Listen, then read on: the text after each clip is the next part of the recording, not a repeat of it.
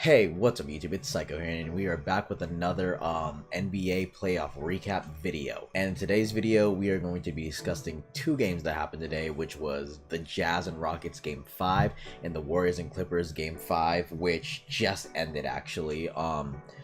I pretty much left around like the 2-minute mark downstairs after watching that game, and yeah, but we're not going to talk about that. First, we are going to be talking about the Rockets and the Jazz Game 5, so let's get right into it, guys. If you guys are excited for today's video, hit the like button in the face, and yeah, let's get right into it like I just said. So the Rockets and Jazz Game 5. The Rockets move on to advance to most likely face the Warriors after the Warriors completed Game 6, which is, I don't think anyone really saw this coming for the Warriors. It's really surprising, but we're not here to talk about the Warriors just yet. We're here to talk about the Rockets and Jazz. There was a point in the game, because I didn't watch the game, I was dead asleep because I've had a long day and I had a nap, by the way. Peep the shirt just randomly, just so you guys know. Well, you guys can probably tell by the shirt color that it's a different shirt from the one I'm wearing yesterday. But pretty much the Jazz, honestly, I thought that they had this in the bag. And I say that because this game was really close. It was a 7-point game, and there was a point in, from what I saw from the Instagram clips, where the Jazz could have taken the lead, but Ricky Rubio literally overshot the ball. He airballed it by it went over. It was a left wing corner three, shot the ball, and it went over the hoop. It didn't it went over the hoop. It didn't go like in front of the hoop. It went over the hoop, and that's just really disappointing to see. You hate to see that. But at the same time, the Rockets did have a or at least James Harden had a Shackton moment where he was getting the ball in transition and he was going for the layup, and I think the ball literally just slipped out of his hands. That's literally a Shackton moment right there. But if I look at the stats, Jay Crowder at 15 and 10, he was 5 for 12. That's not bad. Donovan Mitchell only had 12 points. Oh my God, Donovan Mitchell shot terribly in this game. He shot 4 for 22. Ricky Rubio shot 7 for 15. That's not bad. Gobert had 9 and 10. He had 2 blocks. I was about to say, did he not have any blocks? Because I don't care about the amount of points that Rudy Gobert scores. All I care about is the amount of blocks and the amount of block stops and just rebounds that he gets. And he got 10 rebounds, so I mean that's I expect that from him. Crowder also did get 10 rebounds. Joe Ingles, he still has not played well throughout the playoffs, and if I look at his career postseason stats, his career field goal percentage, well, I mean, he's only had 2 years in the postseason from what I know. Because last year he shot pretty well. No, he's at 3 years in the postseason, including this one. This might be his worst. This might be his worst shooting percentage of the playoffs. It could just be because they're going up against the Rockets, and literally whenever anyone drives, they're just hugging him in the corner. I think PJ Tucker's the guy that's guarding him, just because that corner three is just really good for him. Because I don't think Eric Gordon could guard him.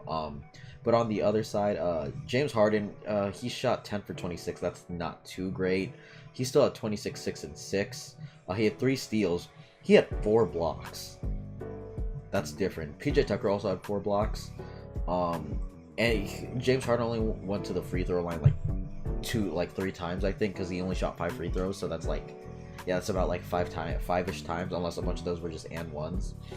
And God, he shot terrible from 3. He shot 25% from 3. But still, I feel like the Jazz could have won this game, but at the same time, I feel like they just kind of screwed it up, especially with that corner three that Ricky Rubio just completely missed. I mean, he's a good defensive player. I just don't think he's Bledsoe, Eric Bledsoe type of good on defense. I feel like Eric Bledsoe is really the only guy that could quote unquote sort of stop Harden, I guess, because the way that he guards Harden, even though Ricky Rubio did do the same thing where he's Donovan Mitchell too, every player on the Houston Rockets, or every player on the Utah Jazz is doing James Harden, where they're making him drive right, so that way they can avoid the step back 3, and they can also just have as long as he's not they can have everyone else score but not him. But they just, I don't know, they just can't beat James. They can't they can't do anything to James Harden. Yeah, he still had a bad shooting night in terms of shooting from three, which is that's still good, but I don't know, just the fact that like they shot really badly. Like Joe Ingles was 4 for 12. I mean, that's 33%. That's okay. Jay Crowder was at 41, so that's decent.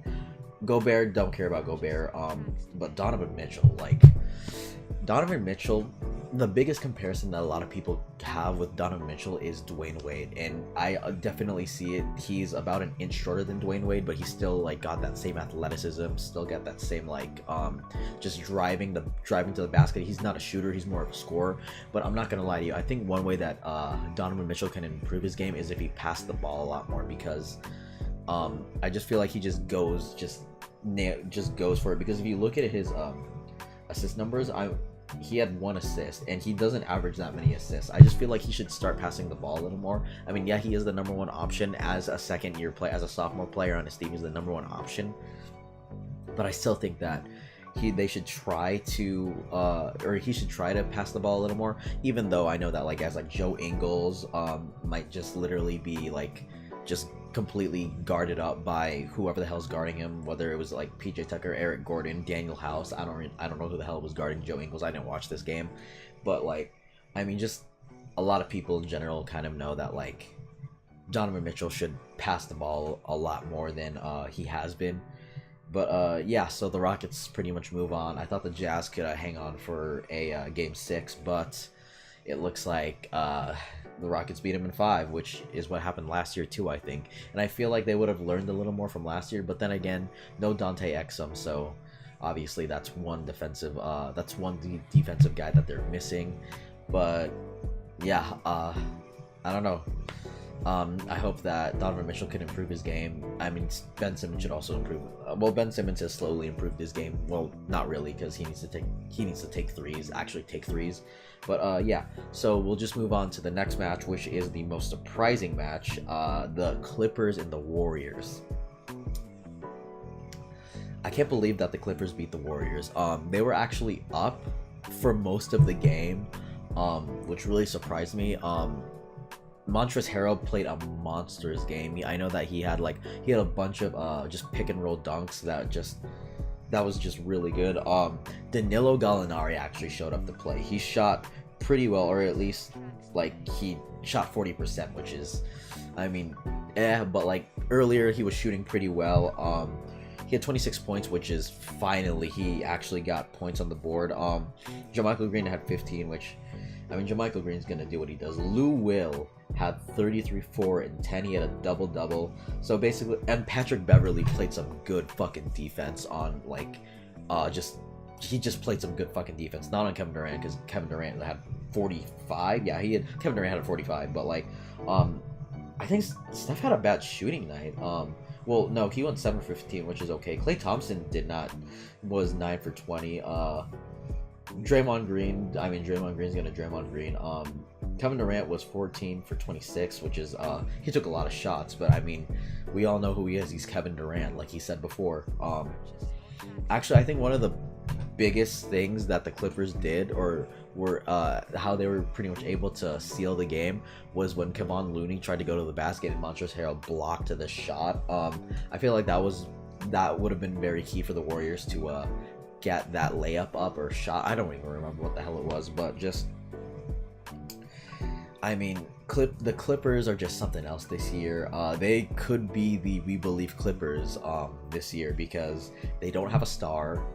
I mean, the closest thing they have to a star right now is Danilo Gallinari, but like even before like the trade deadline, their star was Tobias Harris, and he didn't even make the All-Star game. I'm just really surprised here, honestly. I don't know what to say. Patrick Beverley had 17 and 4. He had 14 rebounds. Jesus Christ. He might overtake Russell Westbrook for the best rebounding point guard. By the way, I'm joking. Don't take that seriously. I still think that despite the fact that Russell Westbrook has screwed up in the playoffs for the last 3 years, that he's still a good he's still a great rebounder. He's the best rebounding guard in the league right now.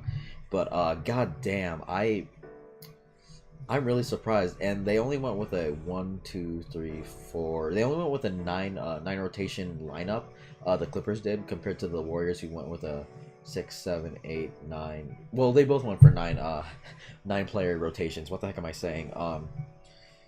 Yeah, I don't know. I'm completely caught off guard. I didn't think that the Clippers were going to take this game. I thought the Warriors were going to take this game, and there was a point where I felt that the Warriors could take the lead, especially like in the late in the fourth.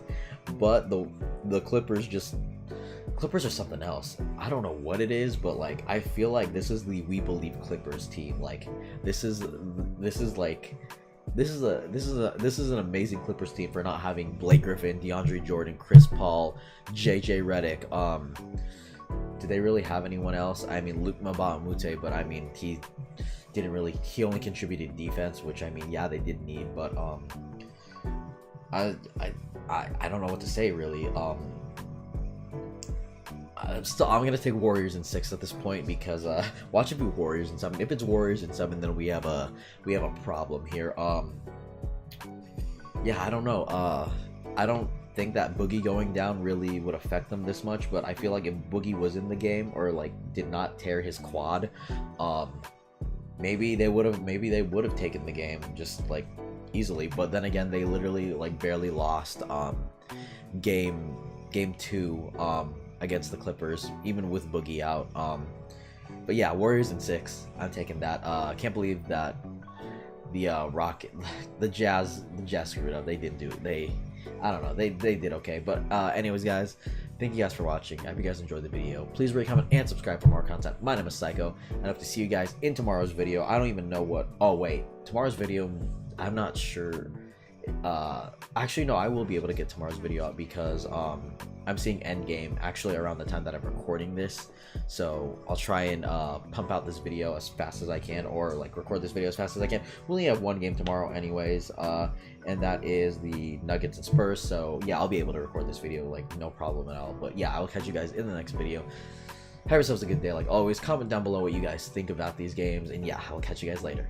Bye guys.